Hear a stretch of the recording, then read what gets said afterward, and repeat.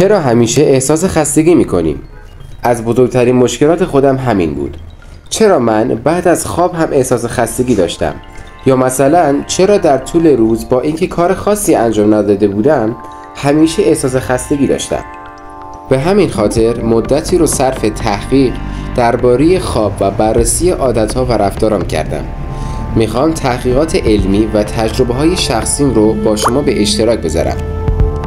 عادت‌هایی که باعث این خستگی میشن رو بشناسیم و هوشیارتر و سرزنده‌تر زندگی کنیم. اول میخوام چند عادت که به نظر نمیاد باعث خستگی بشه رو ببینیم. عادت اول، چرخیدن تو فضای مجازی به خصوص اینستاگرام باعث خستگی و خواب‌آلودگی میشه. چرا؟ از دلایل مهم و اصلی اون تحریک دائمی دوپامین یا دوپامین فلادینگ. وقتی تو فضای مجازی اسکرول میکنی هر ثانیه افراد جدید، محتوای جدید و صدای جدید میبینی و این باعث افزایش ترشح دوپامین میشه. حالا میپرسی مشکلش چیه؟ مغز ما تک تک این اطلاعات رو آنالیز میکنه و پاسخش رو در بدن نشون میده. به طور مثال بعد از یک ویدیوی احساسی ویدیوی هیجان انگیز میبینی و بعد از اون ویدیوی ترسناک. تمام این احساسات و پاسخش در بدن ما هزینه بر و انرژی بر هستند. عادت دوم، بازی‌های ویدیویی. مغز ما تمایزی بین واقعیت و خیال قائل نمیشه. به طور مثال وقتی به یک چیز ترش مثلا لواشک فکر میکنی ناخودآگاه آب دهان جاری میشه. معادلش هم توی بازی‌های ویدیویی هست. وقتی شما بازی‌هایی مثل کال آف دیوتی انجام میدین ذهن شما در بیشترین میزان هیجان و استرس قرار میگیره و تحت تاثیر اون دوپامین زیادی ترشح میشه و همزمان سوخت و ساز بدنتون افزایش پیدا میکنه و انرژی بسیار زیادی رو بدون فعالیت بدنی از دست میدین. عادت سوم، مسافرت‌های طولانی در طول روز.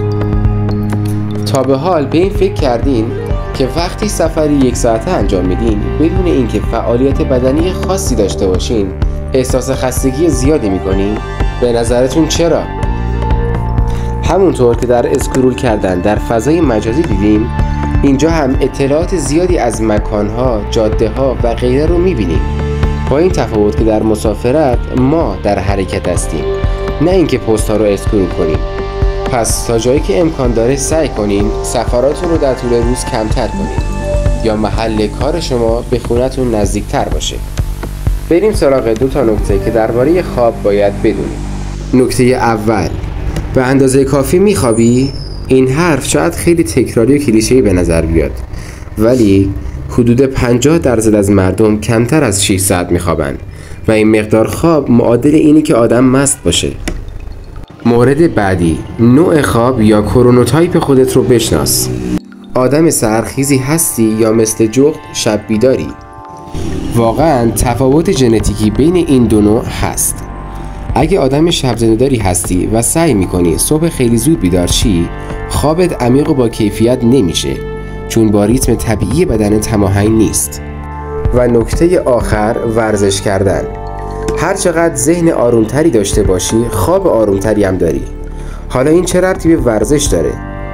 هممون میدونیم خواب استراحت بدن ماست ولی استراحت ذهن ما چیه؟ فعالیت بدنی به خصوص ورزش هوازی استراحت ذهن ماست. این اولین پست کانال منه. اگه به این دست ویدیوهای علمی علاقه دارین لطفاً کانال منو سابسکرایب کنین.